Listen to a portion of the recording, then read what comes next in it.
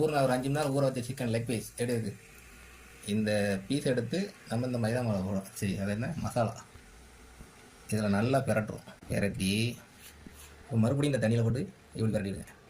இப்போ மறுபடியும் இந்த மைதா போடுங்க. இப்படி போட்டு நல்லா விரட்டணும்.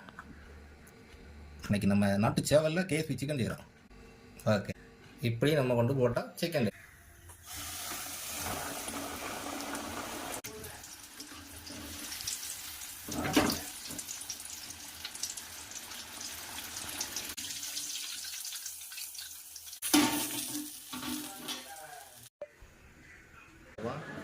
ரொம்ப சூடாக இருக்குது.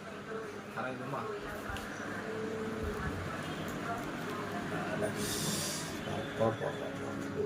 ரொம்ப சூடாக இருக்குது.